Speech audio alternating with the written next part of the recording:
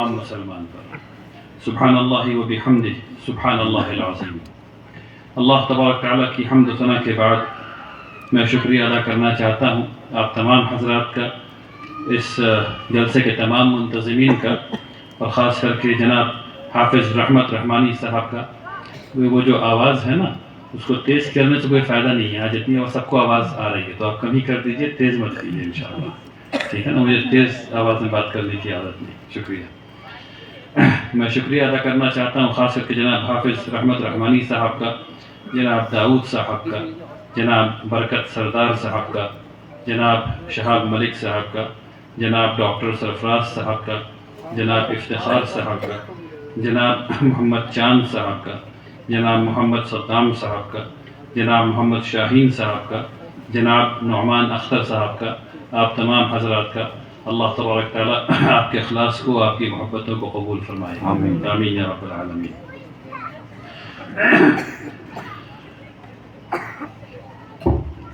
خیر میں مقابلہ بڑی اچھی چیز ہے۔ میری بڑی خواہش رہی کہ میں بچیوں کا ایک مدرسہ قائم کروں، اور جناب حافظ رحمت صاحب اس میں سبقت لے گئے، اللہ ان سے قبول فرمائے، آمین آمین یا رب العالمین۔ اب میری ذمہ داری ہے کہ میں اور ہم سب لوگ مل کر کے اس مدرسے کو کامیاب بنائیں انشاءاللہ۔ اللہ کا شکر ہے کہ اللہ نے وہ دن دکھایا کہ ہم لوگ مدرسۃ الشفا میں بیٹھے ہوئے ہیں۔ اللہ تبارک تعالیٰ اس مدرسے کو قبول فرمائے، اس مدرسے میں جتنے لوگ لگے ہوئے ہیں بنانے میں، ان کے اخلاص کو قبول فرمائے۔ ابھی یہ مدرسہ اس حالت میں ہے جہاں اس کی مثال بیج کی سی ہے، اور ہم لوگوں کے سامنے ایک راستہ اللہ نے کھول دیا ہے، اور وہ راستہ ہے جنت کمانے کا۔ اللہ تبارک تعالیٰ اپنی کتاب میں کہتے ہیں کہ اگر اخلاص سے ایک دانہ لگاؤ تو وہ ایسے ہوگا جیسے کہ اس میں 7 پھل آئے، اور 7 پھل ایسے ہوں گے جس میں 100 دانے ہوں گے، اور پھر اللہ اس کے اوپر جتنا چاہے وہ دے دے۔ تو آپ کا ایک لگایا ہوا دانہ، یعنی کہ آپ کا تعاون کیا ہوا 1 روپیہ، اگر وہ اخلاص سے ہے تو وہ 700 اور اس سے کہیں زیادہ جتنا اللہ چاہے، جب اللہ دے گا تو پھر پوچھنے کی ضرورت نہیں کتنا دے گا۔ تو مقصد کہنے کا یہ ہے کہ ہماری ذمہ داریاں ہیں۔ ہماری ایک ذمہ داری تو یہ ہے کہ ہم سب سے پہلی ہماری ذمہ داری جو ہے وہ یہ ہے کہ ہم اپنی نیت کو صاف کر کے، ایک انسٹیٹیوشن بن رہا ہے، ایک ادارہ بن رہا ہے، جب ایک ادارہ بن جاتا ہے تو اس سے آنے والی کئی نسلیں فیض یاب ہوتی ہیں، ایک ادارہ بن رہا ہے۔ اب ہماری ضرورت یہ ہے کہ ہم پورے اخلاص کے ساتھ یہ نیت کریں کہ ہم سب لوگ مل کر کے اس ادارے کو کامیاب بنائیں گے۔ یہ صرف حافظ صاحب کا ادارہ نہیں بن رہا، ان کی ذاتی چیز نہیں بن رہی، یہ تمام لوگوں کے اخلاص توجہات کا مرکز بن رہا ہے۔ اس کو اس طرح سمجھیے۔ اب جب یہ ایسا بن رہا ہے تو اب ضرورت اس بات کی کہ ہم اپنی نیت کو ٹھیک کریں، اس میں اخلاص لائیں، اور سب سے پہلی چیز دعا کریں اللہ سے کہ اللہ تبارک تعالیٰ اس محنت کو قبول فرمائے، اللہ تبارک تعالیٰ اس میں سب لوگوں کا ساتھ عطا فرمائے، اللہ ہم سب لوگوں کو توفیق دے کہ اس میں ہم لوگ ساتھ دیں انشاءاللہ۔ اس میں ساتھ دینا یہ ہمارے لیے شرف کا کام ہے، بنانے والوں کا کچھ نہیں ہے، ہمارے لیے شرف کا کام ہے، ہمارے لیے آنر کا کام ہے کہ ہم اس عظیم کام میں ساتھ دے رہے ہیں۔ اب اس کے بعد ہم نے نیت ٹھیک کر لی، اس کے بعد دعا کی، اب اس کے بعد دینے کا مسئلہ آتا ہے۔ اب آپ جو دیں گے وہ اپنی جیب سے دیں گے انشاءاللہ، اور اس کے بعد جب وہ جیب سے دے چکے ہوں، یعنی ہم لوگ ہمیشہ سوچتے ہیں جب دینے کے مسئلے میں تو ہمیشہ ہی سمجھ میں آتا ہے کہ بہت بڑی رقم دینی پڑے گی، نہیں، کوئی بڑی رقم نہیں مانگ رہا۔ آپ اگر سروس کرتے ہیں تو آپ طے کر لیجئے کہ ہم اپنی سروس سے 1%، 2%، 5%، 10% اس نیک کام میں ہر مہینے دیں گے جب تک کہ یہ مکمل نہیں ہو جائے گا۔ مان لیجیے آپ 1 روپیہ باندھ لیجیے، آپ 10 روپیہ باندھ لیجیے، جو بھی ہے آپ ایک طے کر لیجیے۔ جو بزنس مین ہیں وہ لوگ اپنے حساب سے طے کر لیں انشاءاللہ، جس کو جتنی آسانی ہو اتنی آسانی سے دے دینا چاہیے انشاءاللہ، کیونکہ اگر یہ رہے گا تب آپ کے گھر رہیں گے، تب آپ رہیں گے۔ اگر یہ نہیں رہے گا تو گھر بھی نہیں رہے گا اور آپ بھی نہیں رہیں گے۔ اس بات کو سمجھ لیجیے، ٹھیک ہے نا؟ اگر ادارے رہتے ہیں تو ثقافتیں زندہ رہتی ہیں، جب ثقافتیں زندہ رہتی ہیں تو تہذیب زندہ رہتی ہے، ٹھیک ہے نا. اور جب تہذیب ہے تو آپ ہیں, اگر اسلامی تہذیب نہیں تو آپ ختم, رہ کیا جاتا پھر. ٹھیک ہے. اب اس کے بعد بات آتی ہے پیسے کے بعد, اب آپ کے علم کی بات آتی ہے. اس مدرسے کے بننے میں انجینئر چاہیے, الیکٹریشین چاہیے, پلمبر چاہیے, علماء چاہیے, ٹیچرز چاہیے, معلمات چاہیے, یہ سب لوگ چاہیے بھائی. تو اب ان سب لوگوں کی ضرورت ہے کہ اس مدرسے کو آپ کامیاب بنائیں انشاءاللہ. اب اس کے بعد ایسے باپ ماں چاہیے جو اس مدرسے پر یقین کر کے شروع دن سے اپنے بچیوں کو یہاں بھیج سکیں. یہ بے انتہا نامناسب بات ہوگی کہ مدرسہ بن جائے اور بچیوں کو مدرسہ بنے اور بچیاں نہیں ہوں. یہ بے انتہا نامناسب بات ہوگی. تو 5 کلومیٹر ریڈیس میں ہم لوگوں کو کوشش کرنی چاہیے کہ جتنی بچیاں ہیں جنہیں اس تعلیم کو حاصل کرنا, اور سب کو حاصل کرنا چاہیے, اور سب کو حاصل کرنا چاہیے, انہیں آنا چاہیے اور آ کر کے سیکھنا چاہیے. یہ ذمہ داری تو ہم سب کی ہو گئی ذاتی حیثیت میں. ہم سب کی ذمہ داری اجتماعی حیثیت میں یہ ہے کہ ہم سب لوگ مل کر کے کوشش کریں. اور اجتماعی حیثیت میں ہم کیا کر سکتے ہیں؟ ہم اس مدرسے کے بارے میں اچھی بات کر سکتے ہیں. ہم لوگ اس چیز کو وزن نہیں دیتے کہ اچھی بات کہاں تک جاتی ہے. اگر آپ اس مدرسے کی تعریف کرنا شروع کر دیں, ایک دوسرے سے اس کے بارے میں خیر کی بات کریں اور شر کی بات نہ کریں, اور کہیں کہ مدرسہ بن رہا ہے, اس کی بنیاد اچھی پڑی ہے, انشاءاللہ یہ اور اچھا کرے گا, انشاءاللہ اس میں پہلے سال 500 بچیاں ہوں گی, وغیرہ وغیرہ وغیرہ. انشاءاللہ اگر آپ لوگ اچھی بات کریں گے تو اچھی نیتیں بہت کچھ کرتی ہیں. ٹھیک ہے نا. اچھی نیت اللہ کے یہاں قبول ہو جائے تو بہت بڑی بات ہے. تو اچھی بات کیجئے تو بہت فائدہ ہوگا. اب جب میں نے یہ بات کر لی ہے تو یہ ضروری ہے کہ یہ بھی سمجھا جائے کہ بچیوں کی تعلیم, اسلام کے اندر بچیوں کی تعلیم کا تصور کیا ہے, بچیوں کی تعلیم کا تصور کیا ہے. بہت زمانے تک یہ لوگ سمجھتے رہے کہ مردوں کو تعلیم حاصل کرنی ہے اور عورتوں کو تعلیم حاصل نہیں کرنی ہے, اور عورتوں کو بغیر تعلیم کے زندگی گزارنی ہے, اور مردوں کو تعلیم حاصل کر کے کچھ کام کرنا ہے. یہ چیز اسلام کی فکر سے کوسوں نہیں, مجھے پتہ نہیں کیسے کہوں کہ اتنی دور ہے. اس کی اور اسلام کی مماثلت کچھ نہیں ہے, کیونکہ اسلام میں جو پہلا لفظ سکھایا, اللہ سبحانہ و تعالیٰ نے جو پہلا لفظ انسانیت کو رسول اللہ صلی اللہ علیہ وسلم کے ذریعے بتایا وہ تھا اقرا, جس کے بارے میں ابھی جناب سیف الرحمن صاحب نے آپ لوگوں کے سامنے بہت عمدہ طریقے سے بیان کیا ماشاءاللہ. تو اس کو دوبارہ بتانے کی ضرورت نہیں ہے. تو اس سے ہم لوگ کو یہ بات سمجھ میں آنی چاہیے, صرف اقرا سے پڑھو, صرف ایسے ہی سمجھ میں آنی چاہیے کہ پڑھو کا مطلب کیا ہے. اسلام پوری انسانیت کے لیے آیا ہوا ہے, پوری انسانیت کو اللہ سبحانہ و تعالیٰ حکم دے رہے ہیں پڑھو, صرف مسلمانوں کو ہی نہیں. اچھا مسلمانوں میں صرف مردوں کو نہیں, سب سے کہہ رہے ہیں پڑھو. کہ اللہ نے کہا کہ مرد پڑھو عورتیں نہیں پڑھو, مسلمان پڑھو ہندو مت پڑھو؟ نہیں, ایسا بالکل نہیں کہا. پڑھو, اب سب کے لیے وہ بات ہے, پڑھو پڑھو. اب اس کے بعد اس کو رسول اللہ صلی اللہ علیہ وسلم نے اسپیسیفک بھی کر دیا, کہا طلب العلم فریضۃ علی کل مسلم. یہ جو علم ہے اس کو طلب کرنا, اس کو حاصل کرنا فریضہ ہے تمام مسلمان پہ. کیا یہ کہا کہ مرد پہ فریضہ ہے اور عورت پہ نہیں ہے, لڑکی پر نہیں ہے؟ بالکل نہیں. اسی کی وجہ سے ہم لوگوں کے پاس جو حدیث شریف پہنچی ہے اس میں سے جو بہت بڑا ذخیرہ ہے وہ عائشہ رضی اللہ تعالیٰ عنہ کی طرف سے آیا ہوا ہے. جب مدینہ کے لوگوں کو بات سمجھ میں نہیں آتی تو کس کے پاس جاتے تھے؟ اما عائشہ کے پاس جاتے تھے, وہ فقیہ تھی. اما عائشہ کے پاس جاتے تھے نا. اچھا کیا ایسا کہ اما عائشہ کے بعد کسی عورت نے نہیں پڑھا؟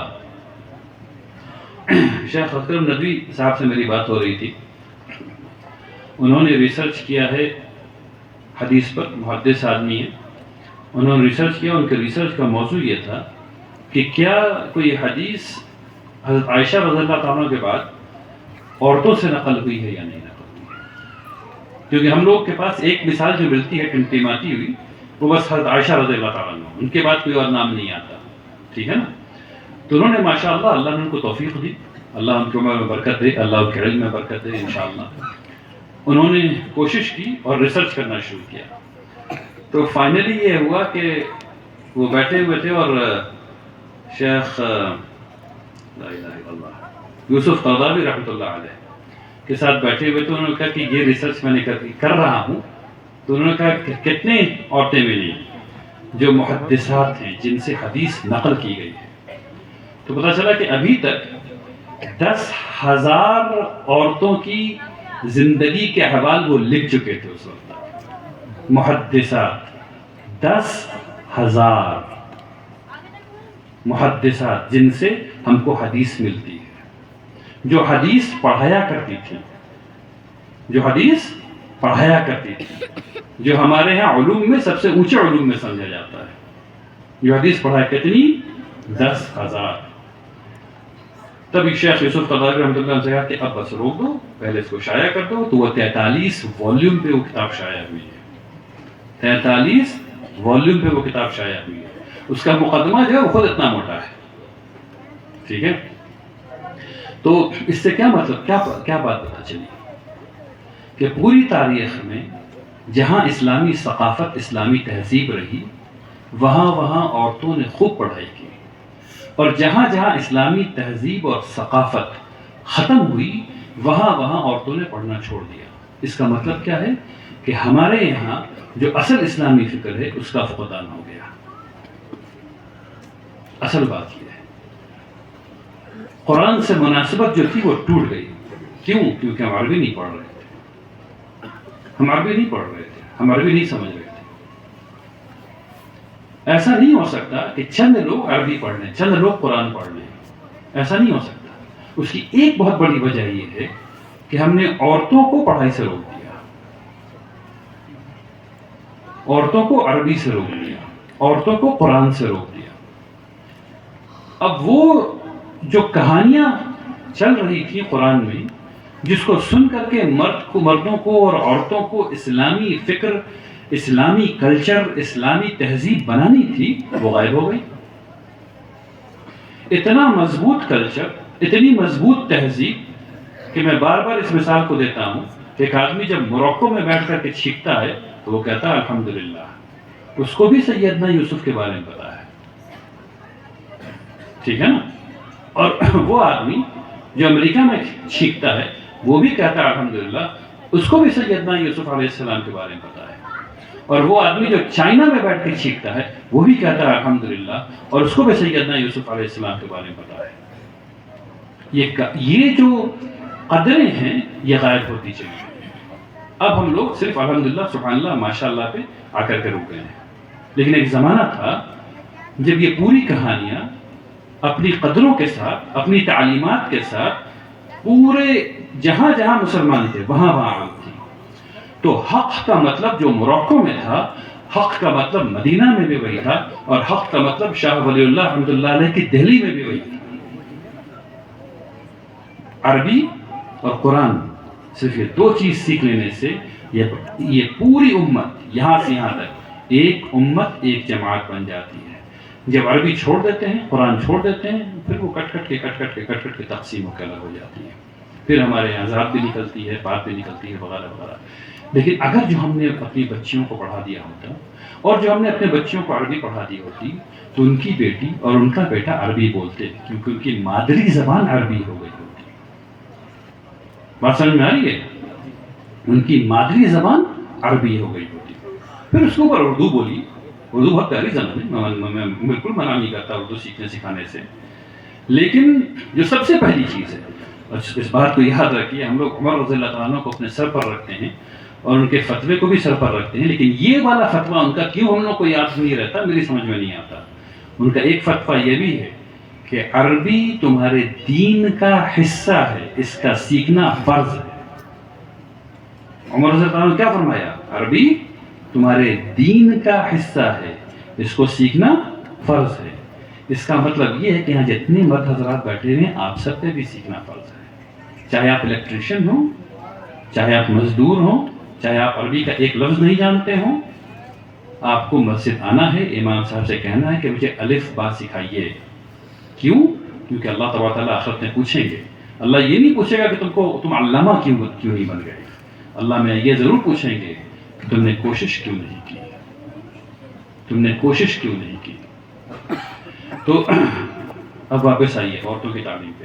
تو آپ کو یہ تو بات پتہ چل گئی کہ عورتیں فقیہ بھی ہو سکتی ہیں، عورتیں مفتی بھی ہو سکتی ہیں، عورتیں محدث بھی ہو سکتی ہیں، اور عورتیں مفسر بھی ہو سکتی ہیں. شیخ اکرم ندوی رحمۃ اللہ، شیخ اکرم ندوی حفظ اللہ، ان سے میری بات ہو رہی تھی، میں نے آپ کو بتایا، تو انہوں نے اس سلسلے میں یہ بھی بتایا کہ بخاری شریف کا جو سب سے مستند نسخہ جو ہم تک پہنچا ہے، وہ ہماری ایک بہن نے خانہ کعبہ میں ڈکٹیٹ کروایا ہے بیٹھ کر کے. ہماری ایک بہن نے خانہ کعبہ میں بیٹھ کر کے ڈکٹیٹ کروایا ہے، اور مردوں نے بیٹھ کر کے لکھا ہے. اس کے بعد انہوں نے اس پہ توقیع کیا، یعنی سگنیچر کیا. تو عورتیں تعلیم میں اقرا پر مبنی کام ہوتا ہے اسلام میں. عورتوں کی تعلیم میں اقرا پر مبنی کام ہوتا ہے، یعنی سب پڑھیں گے. اب میں جناب رحمت صاحب سے کہتا ہوں، یہاں مجھے پتا چلا ہے کہ عورتوں کی بچوں کی 5 سال عالمیت کا کورس رکھا گیا ہے. میری گزارش یہ میں پہلے کئی دفعہ کر چکا ہوں مختلف جگہوں پر، وہ یہ ہے کہ جتنا بچوں کو پڑھاتے ہیں اتنا بچوں کو ہی پڑھائیے. جب ان کا کورس 9 سال کا ہے تو بچیوں کا کورس بھی 9 سال کا ہونا چاہیے. کم کیوں ہوگا بھائی؟ کہ ہماری بیٹی، یعنی مجھے کیسا لگے گا کہ میری بیٹی بخاری شریف کے 5 باب کو پڑھ لے، باقی سب باب چھوڑ دے. میں تو اس بات کو قبول نہیں کر سکتا. میری بیٹی حنیفہ انشاءاللہ پوری بخاری شریف پڑھے گی باذن اللہ تعالی. تو میری دوسری بیٹی کیوں نہیں پڑھے گی؟ میری دوسری بیٹیاں کیوں نہیں پڑھیں گی؟ ٹھیک ہے نا، یہ غلط بات ہو جائے گی. حالانکہ انہوں نے بڑی محنت کی ہے، بڑی ہمت کی ہے، اللہ ان کی ہمت کو قبول فرمائے. اب یہ میری ذمہ داری ہے اور آپ سب کی ذمہ داری کہ ہم لوگ یہ دیکھیں کہ ہم لوگ بچیوں کو اتنا یا اس سے زیادہ پڑھائیں انشاءاللہ. کیونکہ یہ مدرسہ ہے. والد صاحب کہا کرتے تھے کہ بچیوں کو پڑھانا مدرسے کو تعمیر کرنا ہے. بچیوں کو پڑھانا مدرسے کو تعمیر کرنا ہے، کیونکہ وہ اپنے بچے کو پڑھائیں گی اور ان کے جو بچے ہوں گے ان کو بھی پڑھائیں گی، اور محلے کو بھی پڑھائیں گی، اور محلے کو بھی ٹھیک رکھیں گی. ٹھیک ہے نا. اگر کسی عورت کو پتہ چل جائے کہ وہ حرام کام سے آیا ہوا پیسہ گھر میں نہیں لگا سکتی ہیں تو یقیناً مرد حرام کام نہیں کر پائیں گے. پھر وہ تو جو آئے گا اس کو مار کے پھینک دیجیے نکال کر کے. ٹھیک ہے نا. وہ قبول ہی نہیں کریں گی گھر میں. یہ حرام کا پیسہ کہاں سے آ گیا؟ آپ تو ہر روز 550 روپے کماتی ہیں، آج 800 روپے کہاں سے آ گیا؟ سو بتا دیجیے پہلے. یہ 350 ندی میں پھینک دیجیے لے جا کر کے. نہیں چاہیے. بات سمجھ میں آ رہی ہے؟ تو ہم لوگوں کو مردوں کو بھی اخلاق سکھانا ہے، پڑھانا، اور عورتوں کو بھی پڑھانا ہے انشاءاللہ. دیکھیے رات بہت ہو گئی. انشاءاللہ میرا خیال ہے کہ سیف الرحمان صاحب نے باقی تمام باتیں کر دی. بس ایک آخری بات یہ کہتا ہوں، یہ بات بالکل صحیح ہے کہ اللہ کے رسول نے ہم لوگوں کو جو دعا سکھائی ہے علم کے بارے میں، وہ ہے اللہم انی اسألک علما نافعا. یا اللہ میں آپ سے نفع بخش علم کا سوال کرتا ہوں، نفع بخش علم مانگتا ہوں. رسول اللہ صلی اللہ علیہ وسلم نے یہ نہیں کہا کہ مجھے علوم دینیہ دے دیجیے، مجھے کوئی علوم عصریہ دے دیجیے. اسلام میں ایسی کوئی تفریق نہیں ہے، پورے قرآن میں ایسی کوئی تفریق نہیں ہے، حدیث میں ایسی کوئی تفریق نہیں ہے. یہ بات خالص نصارہ سے آتی، کرسچن سے آتی ہے. جب چرچ اور اسٹیٹ الگ ہوئے تو ایک کے پاس تلوار تھی، اس نے دنیا لے لی. ایک کے پاس ان کی بائبل تھی، انہوں نے تھیولوجی لے لی، اور وہ تھیولوجی پڑھانے لگے اور یہ باقی تمام چیز پڑھانے لگے. ٹھیک ہے نا. اسلام میں اس کی کوئی گنجائش نہیں ہے، کوئی گنجائش نہیں. جو فرق اس کو سمجھ لیجیے، جو فرق اس کو سمجھ لیجیے. ہوتا یہ ہے کہ جب مسلمان بھی پڑھانا شروع کرتے ہیں اور جس چیز کو علوم عصریہ کہا جاتا ہے، یعنی فزکس، کیمسٹری، بایولوجی، میتھمیٹکس وغیرہ وغیرہ وغیرہ، اس کو جب پڑھانا شروع کرتے ہیں تو عربی اور قرآن چھوٹ جاتا ہے. اور یہ ظلم ہے، یہ ظلم ہے. یہ بچے پر بھی ظلم ہے، آپ پر بھی ظلم ہے، یہ آخرت کے لیے ظلم ہے، یہ پورے معاشرے کے لیے ظلم ہے. اگر فزکس قرآن کی خدمت میں نہیں ہے، اللہ تبارک تعالیٰ نے کہا تدبر کرو میری آیات پہ. اب اللہ کی آیات کیا ہیں؟ اس کی مثال میں بار بار دیتا ہوں کہ آپ کی پتلی، اور آپ کی پتلی میں جو نس ہے، اور نس کے اندر جو خون ہے، اور خون کے اندر جو سیل ہے، اور سیل کے اندر جو مائٹوکونڈریا ہے، اور مائٹوکونڈریا کے اندر جو چیز ہے، وہ تمام چیزیں اللہ کی آیات ہیں. اور وہاں اس چھوٹی چیز سے ادھر آئیے اور چاند، سورج، ستارے، گیلیکسی اور ملٹی ورس، جو جہاں انسان کے تصور بھی نہیں کر سکتا ہے، جو صرف سوچ سے انسان نے یعنی جب نئی ایجادات ہیں اس سے پتہ چل رہا ہے. ابھی اس سال جو بات پتہ چل رہی ہے جو آج سے پہلے انسان کو کبھی پتہ نہیں تھی، جو اتنی بڑے بڑے ستارے ہیں جن کے بارے میں ہم لوگ سوچ نہیں سکتے ہیں، اتنی چھوٹی سے اتنی بڑی چیزیں تمام آیات ہیں. اور سائنس، اللہ نے یہ سائنسز جو ہیں یہ اللہ کی سنتیں ہیں جو اللہ نے قائم کی ہیں جس پہ دنیا چل رہی ہے. میں مثال دے کے آپ کو سمجھا دیتا ہوں 1 سیکنڈ میں. میں نے اس پین کو اچھالا، یہ ہمیشہ نیچے آئے گا، کبھی اوپر نہیں جائے گا. ہر وہ چیز جس میں وزن ہے آپ اس کو اچھالیں گے وہ کبھی اوپر نہیں جائے گا، وہ ہمیشہ نیچے آئے گا. کیوں؟ اس کو کہتے ہیں گریوٹی. یہ اللہ کی سنت ہے. اس کو جب آپ پڑھیں گے تب قرآن کو سمجھیں گے. تب ایک طریقہ ہے قرآن کو سمجھنے کا جو آج کا طریقہ ہے. تو اللہ نے کہا میری آیات پہ تدبر کرو. اب آپ پتلی پہ بھی تدبر کرنا ہے، اس قلم پہ بھی تدبر کرنا ہے، اس اینٹ پر بھی تدبر کرنا ہے، سورج پہ بھی کرنا ہے، ملٹی ورس پہ بھی کرنا ہے، اور چھوٹی سے چھوٹی چیز پہ کرنا ہے. اس کو کرنے کے آلات کیا ہیں؟ سائنس. لیکن اگر جو سائنس اللہ کی رضا کے لیے قرآن کی خدمت میں نہیں پڑھا اور پڑھایا جا رہا ہے تو یہ ظلم ہو جائے گا. کیونکہ ایسا کرنے سے جو بات ہو سکتی ہے وہ یہ کہ آپ ایٹم بم بنا بیٹھیں جسے انسانیت کا خاتمہ کیا جا سکتا ہے. اللہ سبحانہ و تعالیٰ اس بات کی اجازت نہیں دیتے کہ ہم ایسی چیز بنا لیں جسے انسانیت کا خاتمہ کیا جائے. لیکن اگر ہم لوگ اقرأ بسم ربک الذی خلق اللہ کے نام کے ساتھ پڑھیں